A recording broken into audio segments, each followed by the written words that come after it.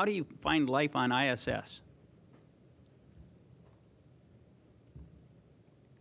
One of my favorite aspects of the International Space Station is the international part of it. As you said, we've got 4 of the 5 different partner agencies up here, and we each bring our unique perspectives, not just from our different nationalities, but also our different backgrounds, whether that's work backgrounds.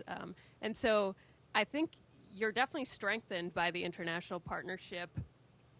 It's just like gaining redundancy in things. When you have multiple partners working together, it's stronger and more resilient to any sort of